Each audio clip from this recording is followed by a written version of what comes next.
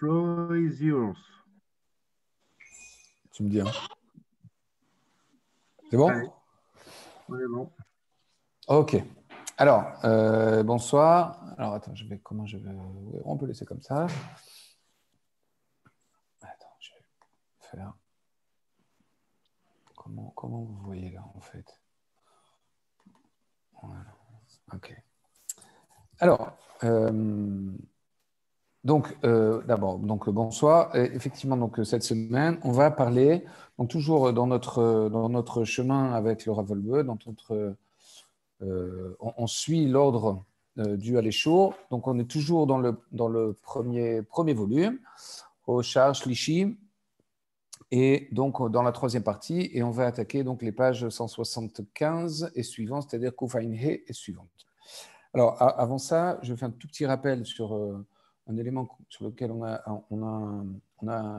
échangé la semaine dernière, qui est, vous vous souvenez peut-être, que un peu plus tôt dans le Sefer, le Rav a présenté donc la classification, d'une certaine façon, qui a été donnée par le Rabbi Chaim Vital sur les 4 grandes composantes qui sont au cœur de la personnalité de l'homme. Et donc, ces 4 grandes composantes, elles se trouvent, si vous souhaitez vous y reporter à un moment donné, elles se trouvent à la page Kouf Mem Zain.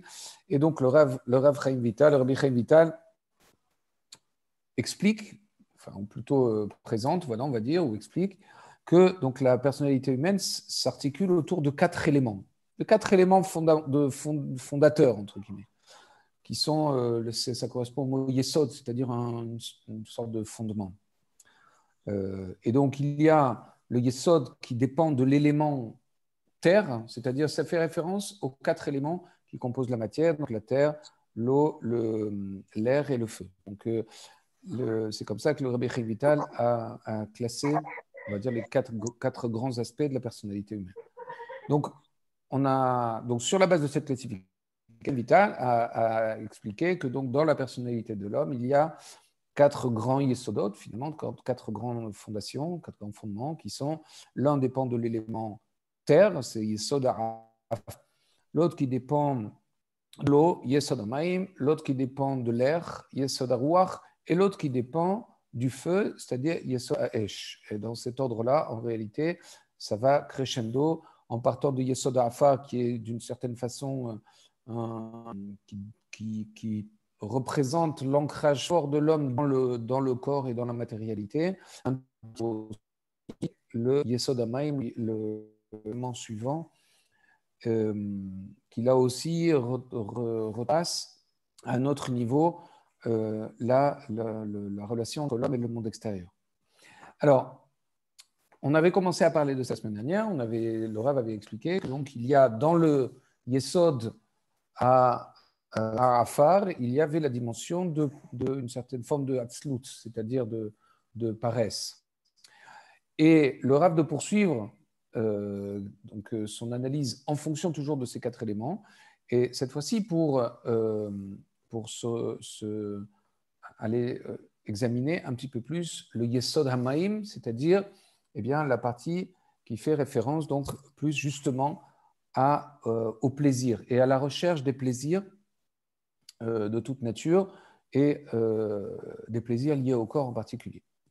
Alors, on commence ici, donc c'est au chapitre 4 du Shar Shlishi, donc à la page 175. Alors, le Rav Wolbe commence à nous dire la chose suivante.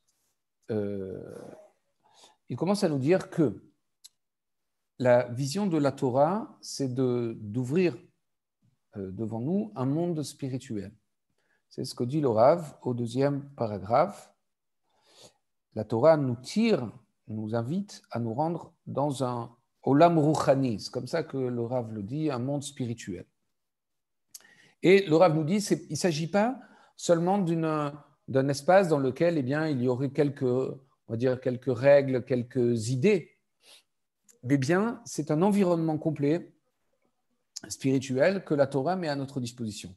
Et ça, pour tout vous dire, je pense qu'en fait, on s'en rend très très bien compte. On a souvent cette question-là. Si comme moi, vous avez des interactions, ce que j'imagine avec des gens qui vivent pas exactement de la même façon que nous, eh bien, ils ont par exemple souvent cette question de dire, mais finalement, alors pourquoi Hachem s'occuperait de tel élément très matériel ou très concret, c'est-à-dire, comme quelqu'un m'a dit une fois, mais est-ce que tu penses vraiment que Dieu il s'intéresse à la cache-route de ton micro-ondes ou que sais-je? Voilà, on sait que la Torah nous propose beaucoup plus qu'un ensemble de règles qui vont gérer tel ou tel aspect de la vie de la personne. Eh bien, la Torah nous propose un monde complet dans lequel elle nous invite à nous rendre. Et donc, ça va très au-delà on va dire, d'un ensemble de règles. Maintenant, pour pénétrer ce monde-là, eh bien, le Rav développe dans la page 175 un certain nombre d'éléments. Vous allez voir qu'aujourd'hui, on a pas mal de références à examiner. Donc, à la page 165, le Rav Wolbe rapporte une Gemara qui est marquée dans la Masechet Ketubot et qui rapporte la chose suivante. Il dit au moment de sa mort, Rabbi, c'est-à-dire Rabbi Udanasi, c'est-à-dire celui qui a mis en place le canon des Mishnayot, qui a choisi les Mishnayot, excusez-moi.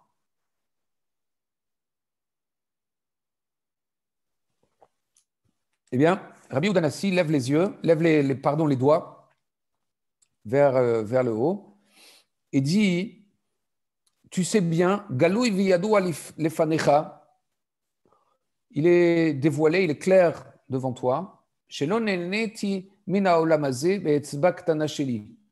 je n'ai pas profité de ce monde-ci, même avec un petit doigt parmi ceux que je présente.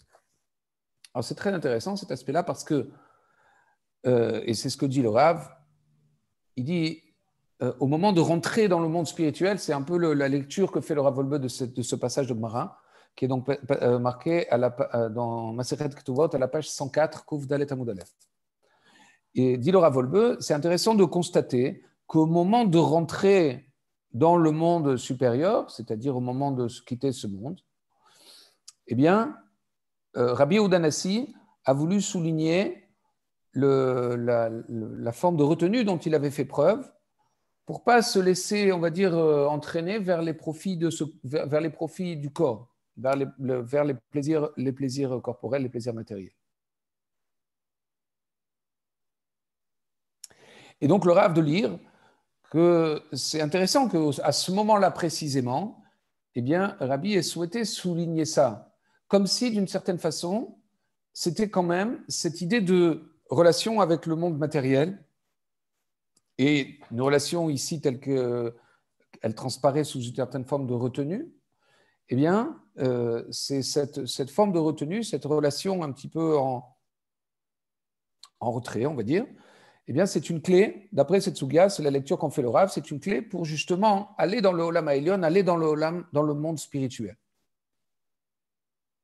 C'est comme ça la première référence que le Rav Wolbe met en avant. Alors, la deuxième référence, elle se rapporte à la chose suivante. Le Rav souligne aussi que non seulement eh bien, la forme de retenue que nous sommes en train d'évoquer eh bien, est une clé pour aller dans le monde, on va dire, dans le Olam Haïlion, dans le Olam Aruchniut, c'est-à-dire dans le monde spirituel. Eh bien, de la même manière, dit le Rav, c'est aussi une clé pour l'accession à la compréhension de la Torah. Il dit que non seulement, effectivement, cette forme de retenue par rapport au plaisir corporel, de toute nature, hein. Encore une fois, je reste ici très, très proche de la façon dont le Rav l'exprime, ta'anugim gufaniyim, c'est-à-dire ça désigne toutes sortes de plaisirs qui sont ressentis par le corps. Il dit eh bien, que cette retenue, elle apparaît aussi comme un élément qui nous aide à mieux nous rapprocher non seulement de la connaissance de Akadosh Baruch Hu, si on peut dire, comme on vient de le voir dans la Sugya, mais aussi de la compréhension de la Torah. D'où ça sort? Il est marqué dans le Tosfot, sur cette Sugya, c'est très intéressant les mots du Tosfot, je vous les lis. Ad she'adam mitpalel dal divrei Torah she'ikansu letoch me'av, itpalel al achila v'shtiya she'ikansu letoch me'av.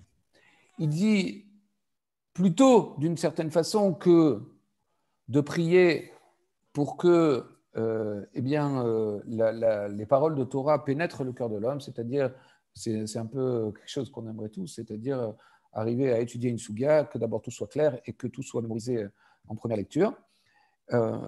D'ailleurs, c'est intéressant de constater qu'ici, l'idée est bien de prier pour notre compréhension et pour le fait d'être pénétré par les paroles de la Torah.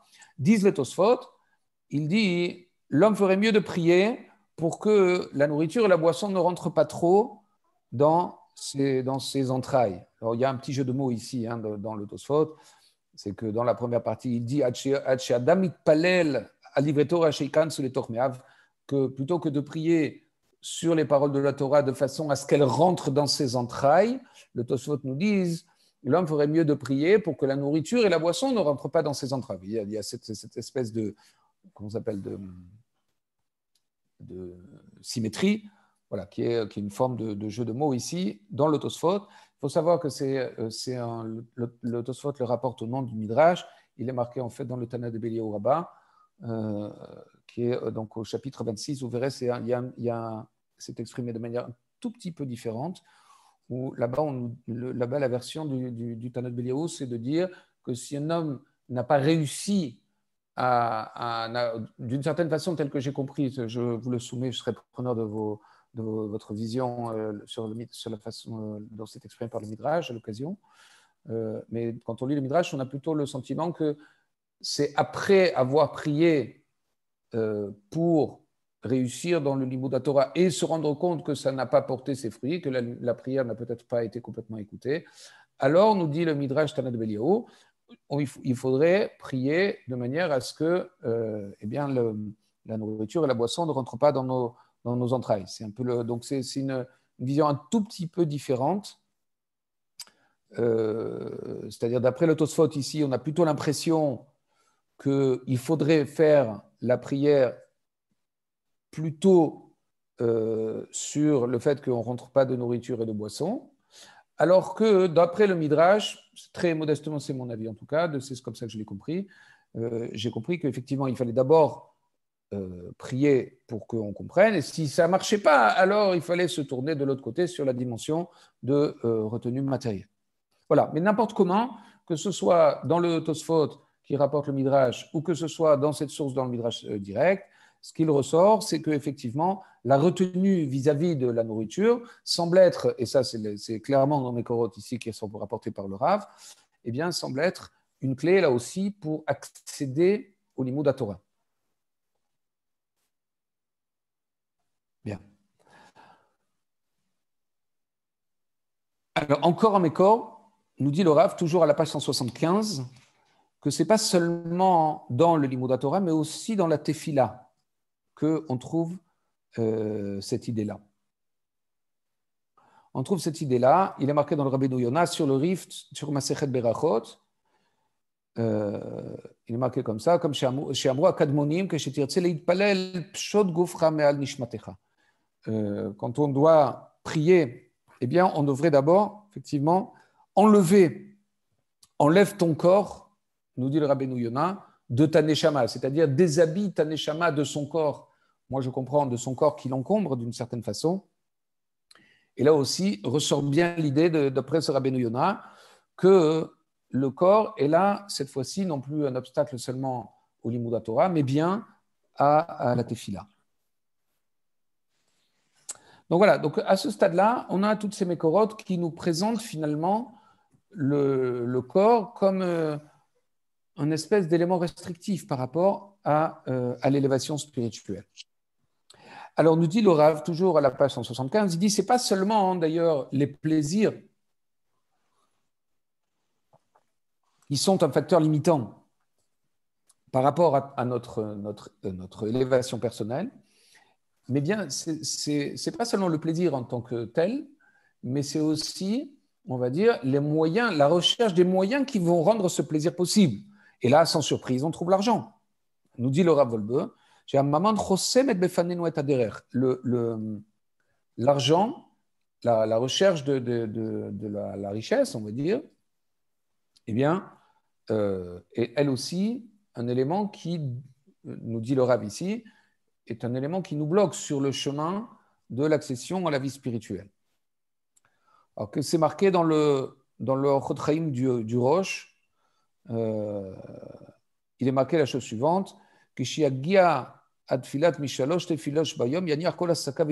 ça, c'est pour les gens qui travaillent, c'est quelque chose qu'on connaît bien.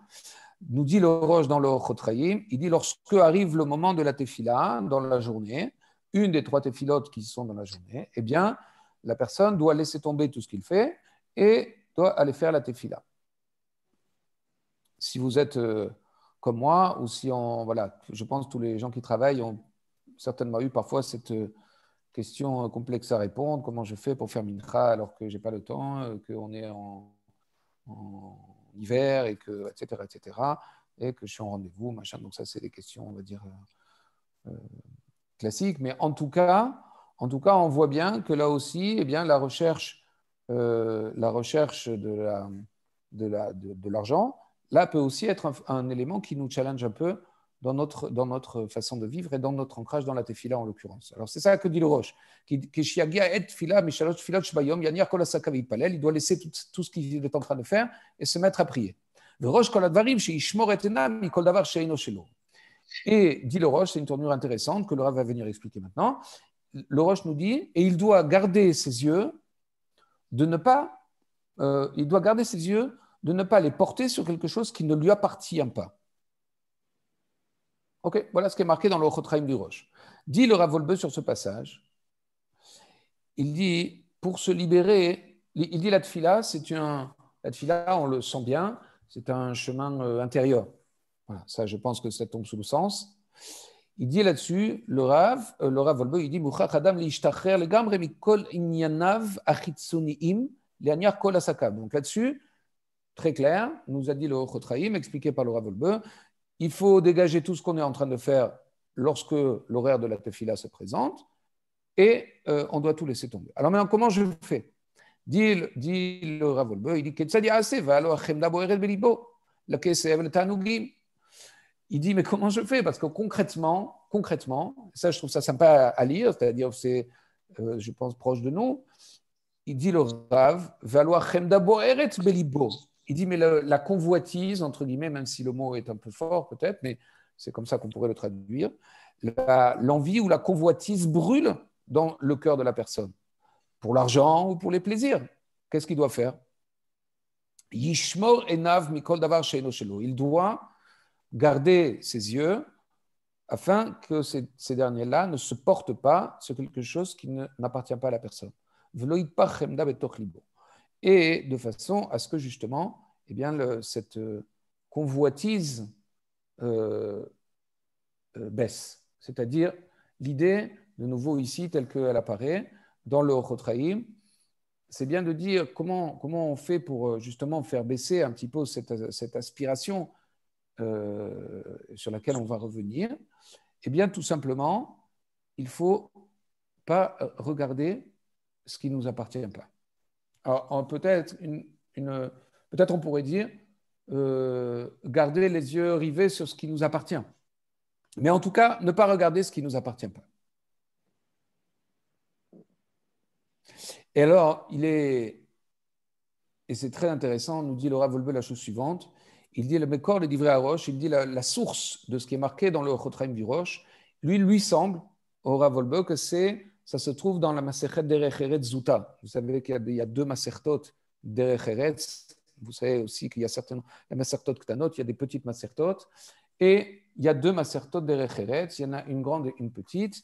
Ici, c'est dans la petite, au 4e chapitre, nous dit le Rav.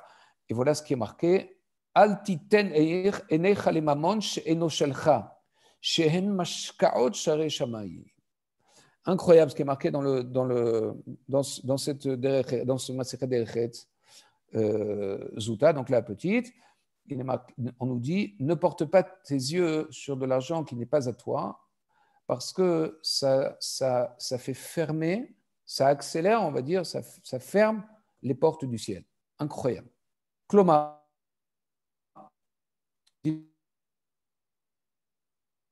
Le Rav,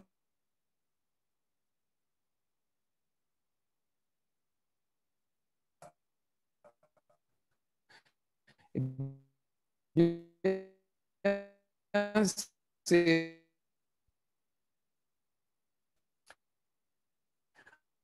voilà encore une source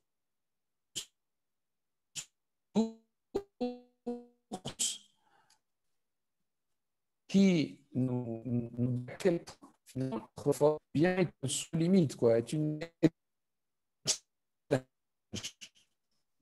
la perception de la c'est la est un challenge par rapport au divrei Torah, c'est-à-dire à la compréhension, à l'étude, à quel point je peux comprendre et retenir. La connexion, j'arrive plus du tout à t'entendre, Nicolas. Allô? Ouais, moi c'est pareil. Nicolas, je t'entends plus du tout. Le son est pas bon. Allô, Nicolas? Ouais. Toi aussi, Michael? Ouais, je n'entends pas bien. C'est parfait là, et d'un coup, ça s'est dégradé. Ouais, je me suis dit que bon, ça va revenir. Bon, attends, je suspends l'enregistrement en attendant. Vas-y, j'ai remis l'enregistrement. Alors, ça marche. Ah. Ok. Alors, donc je disais effectivement que donc on a vu à quel point. Allô, allô. Ouais, on t'entend. On a loupé 2 minutes environ, Nicolas. Allô, D'accord. Nicolas. Alors, je vais reprendre. Donc, ce que je disais. Ouais, vous m'entendez là maintenant? Voilà.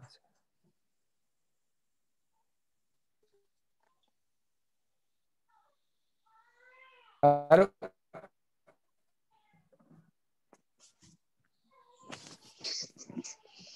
Ouais, Nicolas, tu nous entends? Attends. Moi, je vous entends, ouais.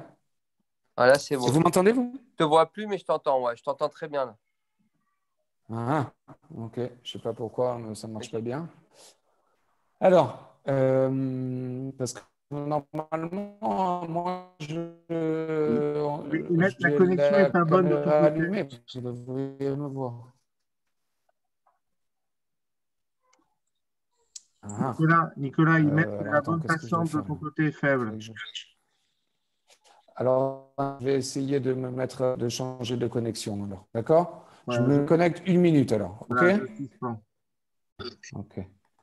Désolé. Alors, c'est bon. Donc, je vous disais, désolé pour cette interruption technique. Alors, ce qu'on se disait, c'est que effectivement, le Rav, jusqu'à maintenant, nous a présenté comment finalement le corps peut être, enfin, la relation au corps, en tout cas, peut être un élément qui nous quelque part, nous bloque un petit peu, nous ralentit un peu, voilà, nous perturbe un peu sur notre chemin vers le Olam Haruchani, vers le monde spirituel. Alors, il nous a dit, au travers de la connaissance de Kadosh Baruch Hu, ça on a vu dans la Masechet Ketubot, dans le Tosfot, on a dit par rapport au Divrei Torah, ça peut être aussi un élément de blocage. Et puis, on a vu eh bien, comment ça pouvait aussi bloquer dans la prière. Voilà. Et donc, effectivement, eh bien, le Rav, finalement, nous dit, alors à la page 176, il rapporte encore une nouvelle source, toujours sur cette même idée. Dit le Rav Wolbe en haut de la page, il dit Divrei Rambam, Leumat Kolzo, par rapport à tout ce dont on vient de parler, nous dit le Rav Wolbe, voici les paroles qui sont marquées dans le Maïmonide, les paroles extraordinaires. Il dit qu'il y a Avat Hashem, il dit que le Maïmonide, il dit l'amour d'Akadosh Baruch Hu, Shenasigehu Venehne Behasagato Betachlita Ana. Voilà ce qui est marqué dans le Sefer HaMitzvot, dans la mitzvah numéro 3. En fait, tout simplement, le Rambam nous dit dans le Sefer HaMitzvot que l'amour d'Akadosh Baruch Hu, vous savez qu'on a parmi les mitzvot des 613, eh bien, il y en a une qui consiste à aimer Akadosh Baruch Hu. Eh bien, cette mitzvah, nous dit le Rambam, c'est tout simplement d'arriver à comprendre, à percevoir Akadosh Baruch Hu et à profiter, moi j'ai envie de dire presque à faire un kiff de cette perception et à faire un kiff de cette, prise de conscience et de cette relation. Il dit le Rav, Dafka Sagato Idbarachihi Ava. Il dit le Rav Wolbe, il dit c'est précisément de cette compréhension / perception de Akadosh Baruch Hu que j'ai et le profit que j'en retire, c'est dans ce profit-là que réside, d'après le Rambam, la mitzvah d'amour d'Akadosh Baruch Hu. Voilà ce qu'on peut dire à ce stade sur finalement voilà les différents aspects sur lesquels la matérialité de notre corps peut être un élément limitant. Maintenant, dans la suite, le Rav Wolbe va nous dire la chose suivante. On est toujours dans l'analyse, dans page 176, dans l'analyse de l'élément qui s'appelle Yesod HaAfar. Yesod HaAfar ve'Hamayim, en réalité, c'est les deux qui sont traités ensemble et qui donc décrivent bien la composante matérielle de la personnalité humaine. Alors maintenant, il faut se souvenir de ce dont on avait parlé la semaine passée. Ou les semaines passées d'ailleurs. On avait dit, vous vous souvenez peut-être, qu'au cœur du moi de la personne, tel que le Rav l'a défini, le moi se définissait spécifiquement par une des composantes, la recherche du plaisir et la recherche de l'éloignement de la souffrance. C'est comme ça qu'on avait défini. Là, je vous invite à vous replonger un peu dans nos échanges des semaines passées. Lorsqu'on a parlé du moi, au cœur de cette définition du moi que le Rav Wolbe a donnée, eh bien, il y a cet élément de recherche des plaisirs. C'est ce qui est marqué ici, dans la première ligne du second paragraphe de la page 176. Il dit au 6e chapitre de la 2e partie, nous dit le Rav, il est marqué il dit cette recherche de plaisir et de l'absence de douleur, on va dire de l'absence de tsa'ar, eh bien, elle est au cœur du moi humain.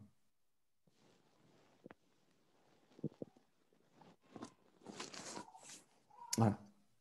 Et donc, alors comment, du coup, eh bien, ça veut dire qu'en fait, au cœur de la personnalité humaine, il y a cette aspiration au plaisir. Alors, nous dit le Rav de manière très intéressante, il nous dit du coup que toute la question va être de savoir quels sont les plaisirs que nous recherchons. Quels sont les plaisirs que nous recherchons? Alors, dit le Rav, effectivement, c'est assez, entre guillemets, j'allais dire rigolo, mais c'est assez intéressant de voir que le Rav a, entre guillemets, repris une tournure, il le dit d'ailleurs lui-même, on pourrait changer un dicton de la sagesse populaire et dire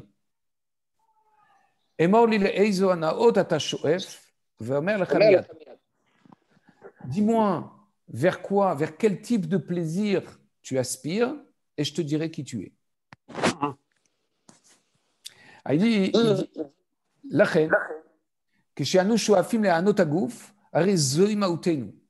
c'est-à-dire, il dit le Rav qu'en fait, lorsque on recherche les plaisirs, entre guillemets, les plaisirs du corps, de toute nature, eh bien, ça devient notre essence. Ça devient notre essence. Et de l'autre côté, eh bien, si on réserve, si entre guillemets, on oriente notre recherche de plaisir vers des plaisirs d'une autre nature, et des plaisirs plutôt de nature spirituelle, eh bien, du coup, on se rapproche de la spiritualité, on est zoré quelque part, on mérite justement de se rapprocher de la spiritualité.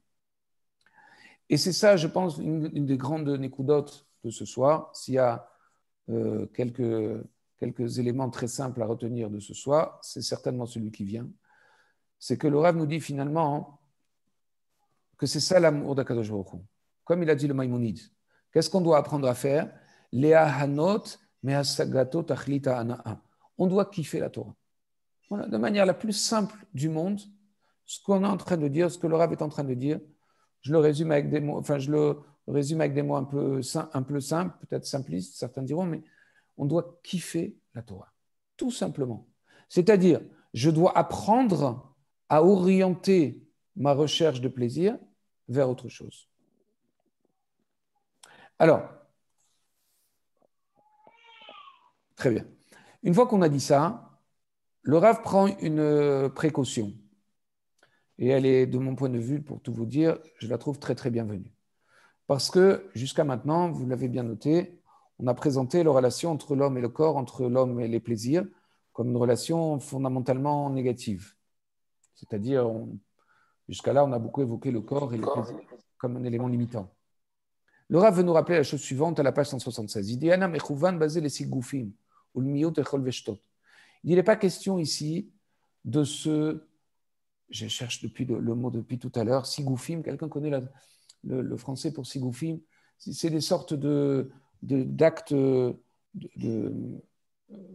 vous savez, comme si on se faisait des entailles, on se fait souffrir soi-même. Comment ça s'appelle ça en français? Bon, je ne retrouve plus le mot. Une forme de souffrance physique que l'on s'impose. Voilà. Une souffrance physique que l'on s'impose. Il nous dit le Rav. Oui, c'est ouais. Ce torture. Oui, je vois, mais j'ai pas le. Ouais, je ne trouve pas non plus le terme. Je ne trouve pas non plus le mot. C'est pas grave. Il nous dit le Rav que il ne s'agit pas du tout de ça ici. Il n'est pas du tout question de se rouler dans la pierre, dans la terre ou que sais-je. Il n'y a pas de ça. Il n'y a pas de ça. Il dit il dit pareil, il ne s'agit pas pour nous de se meurtrir, entre guillemets, volontairement, ou de s'affamer, ou de se mettre en état de déshydratation. Il dit pareil, il n'est pas question du tout ici de faire des chassidoutes, c'est-à-dire de augmenter.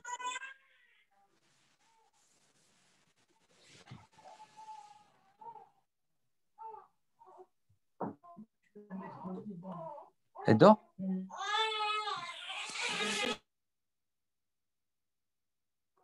Je t'ai coupé, Sydney. On a perdu Nicolas.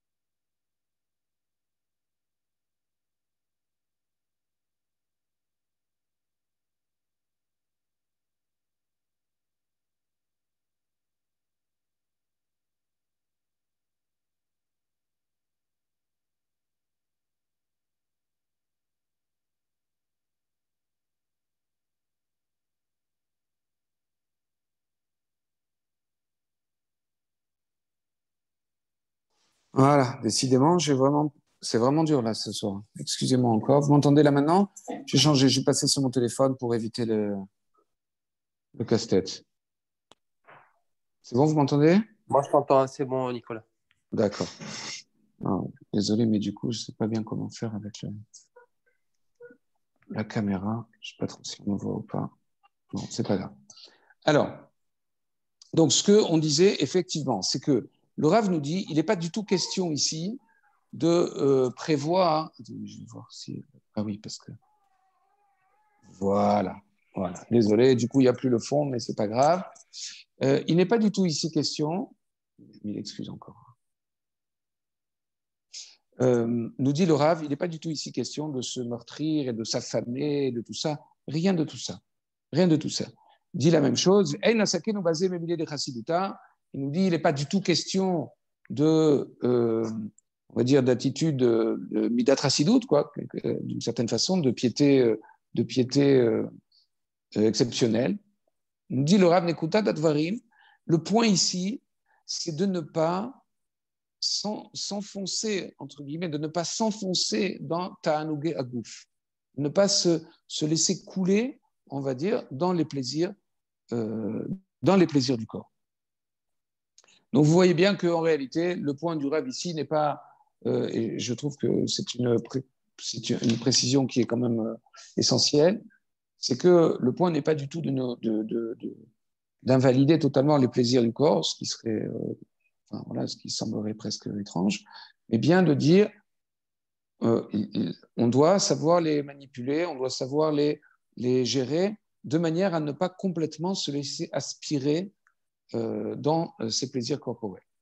Maintenant, il dit toujours, le Rav, toujours dans la page 176, il dit quelqu'un qui est sur le chemin de l'élévation, lui, il doit savoir qu'on doit manger pour être bien dans son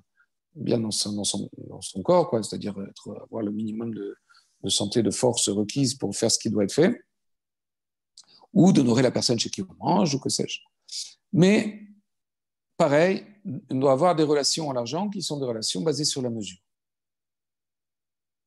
C'est une forme d'invitation à éviter l'excès. Maintenant, il dit quand même que un des signes, lorsque on est quelqu'un qui est sur le chemin de la vie spirituelle, eh bien, ça se voit au travers de ça. Adam shenichnas leolam ruchani v'sham dirato hu yada le'afrin ben ta'anuk shel emet ou ben hanaat haguf. Il dit que la personne qui est sur le chemin de la aliyah, de l'élévation spirituelle, eh bien, lui sait discerner entre qu'est-ce qui relève du plaisir véritable, c'est-à-dire voilà, d'une forme de plaisir minimal, véritable, qui maintient la personne, et qu'est-ce qui relève de la hanatagouf, c'est-à-dire du simple, on va dire, profit du corps, très, très corporel, si j'ose dire. Et il dit, le Rav ici, que il dit la chose suivante, il dit de nouveau, il reformule ce qu'on a dit tout à l'heure, il dit Ikar Ikarim, un des derniers paragraphes de la page 176, juste avant quelque chose qui s'appelle Mahamar, il dit juste avant ça, il est marqué le Ikar Ikarim, c'est quoi l'essentiel de l'essentiel, ici ce qu'il faut retenir, ou les Anot Me'asagato Tachlit Anaa. On doit, comme on le disait tout à l'heure, on doit apprendre à kiffer Akadosh Baruch Hu, on doit apprendre à kiffer la Torah. Kol ma she'anu mosifim simchat nefesh va'oneg bedivre Torah ou b'maaseh mitzvot yoter anu zochim leitatsem batorah. Je pense qu'encore une fois, c'est ça vraiment juste ce qu'on doit retenir pour ce soir, si on doit retenir quelque chose. C'est vraiment cet élément-là, de se dire que la clé, c'est celle-là. Tout ce qu'on peut kiffer la Torah, tout ce qu'on peut kiffer les mitzvot, c'est ça qui nous fait rentrer dans le Olam Haruchani. Je pense que c'est vraiment un élément essentiel. Alors, c'est pas simple.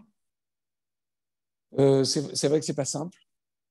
Alors, si on prend par exemple l'étude, eh bien, il y a des fois, étudier, c'est dur.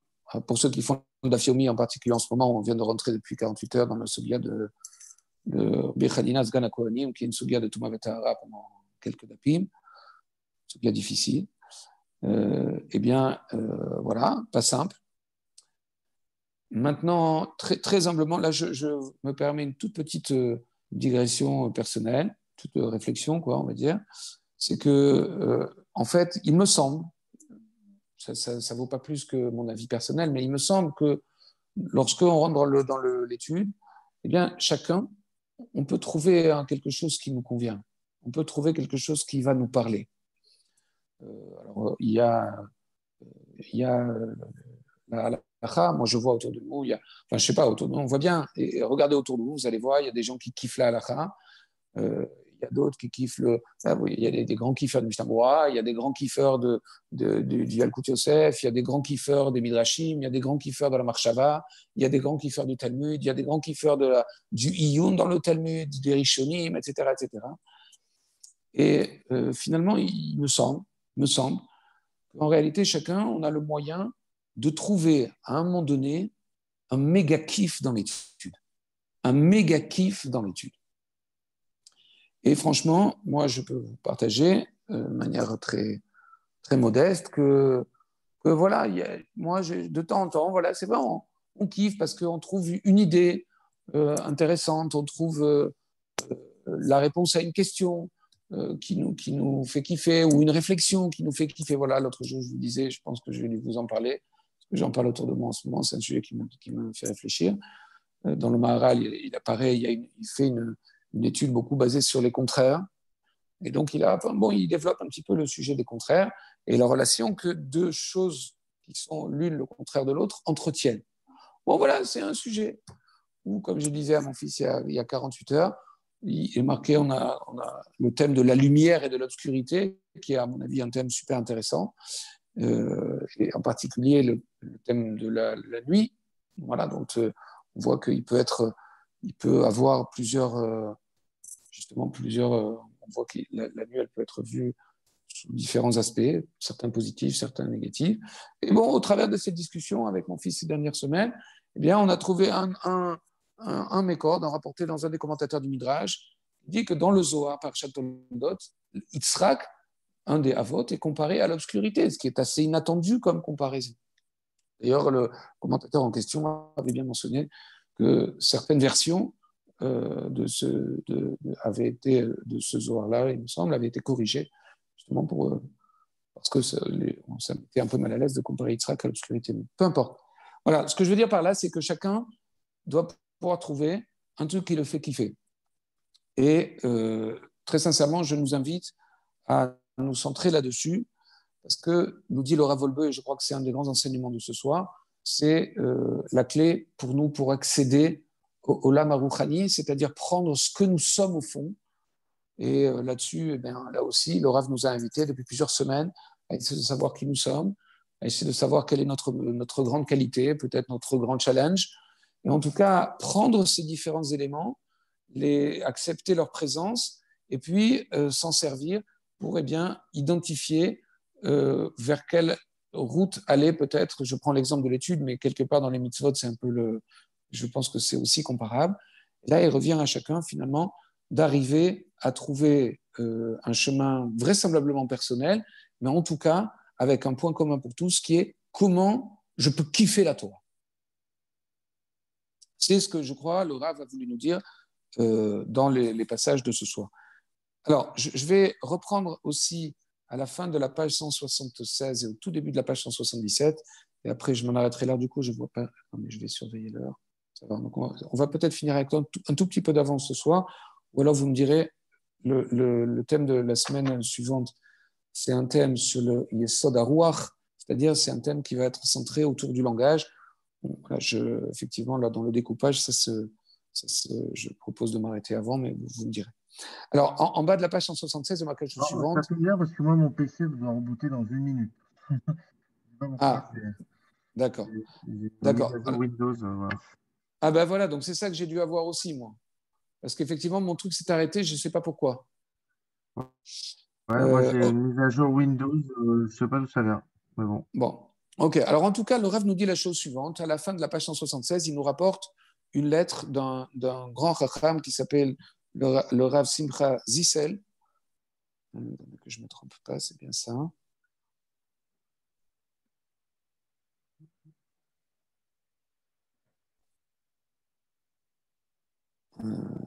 Oui, c'est ça. C'est ça. Et donc, dans cette lettre, en fait, le Rav nous dit la chose suivante. Il nous redécrit le chemin de la personne comme étant passant par des étapes avec un fil conducteur. Il dit, voilà, lorsqu'on est un bébé, lorsqu'on observe un petit enfant, on voit qu'il s'amuse avec des petites choses, avec des jeux. Donc, il fait des jeux il monte sur, dit le Rav, il monte sur un balai ou que sais-je, et puis il fait ce qu'on a vraisemblablement tous plus ou moins fait, chacun à sa façon, à voir des jeux d'enfants. Et puis, au fur et à mesure que l'enfant grandit, eh bien, ces jeux changent. Et il se donne toujours à des activités qui sont des activités ludiques, mais des jeux un peu plus adaptés à son âge, un peu plus grand. Ve'acharkar, je suis en haut de la page 177, Ve'acharkar moes gambaim, ubocher chemdat hamamon. Au fur et à mesure que la personne grandit, eh bien, on voit qu'au fur et à mesure, les jeux commencent à le désintéresser totalement. Et là, il commence à rechercher autre chose, à rechercher l'argent, à rechercher ta'avat kavod, à rechercher les honneurs ou d'autres plaisirs qui sont on va dire, disponibles. Et dit le Rav, et ça, c'est là-dessus, je trouve que c'est super intéressant cette fin. Il dit comment ça se fait que c'est comme ça. C'est-à-dire, comment ça se fait que finalement, depuis le démarrage, la vie de l'être humain trouve son point central autour de la recherche du plaisir.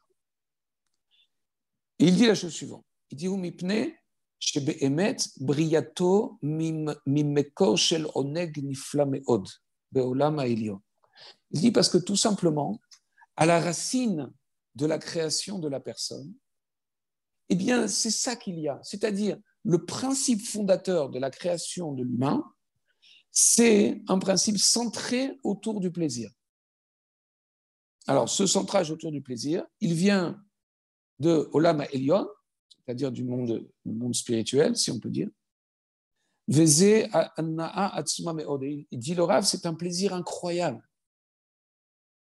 Et il dit ces mots très forts, à la page 177, Venimtsa ki yesod abriya ala ana'a. Il dit que du coup, le point central de la création, c'est le plaisir. C'est le plaisir. C'est le plaisir. Et c'est la raison pour laquelle, finalement, le Rav, alors voilà, je vous invite à le regarder ce passage-là, à la page 177, mais c'est la raison pour laquelle, finalement, eh bien, on doit, et le Rav nous l'a dit tout à l'heure, rechercher le plaisir dans la Torah. Et c'est ça la Nekuda. Alors maintenant, si je veux résumer, je m'excuse, c'était un petit peu décousu, un petit peu aussi du fait des problèmes techniques, je m'en excuse vis-à-vis de vous. Quoi qu'il en soit, si on doit retenir des choses très simples ce soir, je préférerais éviter de commencer le propos sur le langage, je préfère garder ça pour la semaine prochaine, notre CHM. On a identifié dans la première partie, le Rav nous a rapporté de nombreuses sources dans nos chazal qui présentent bien le plaisir ou le corps comme étant un facteur, on va dire, peut-être de ralentissement ou peut-être un obstacle sur notre évolution vers le monde spirituel. À tel point que Rabbi Yehuda Hanassi, au moment de mourir, dit à Kadosh Baruch Hu, voilà, moi j'ai profité de rien.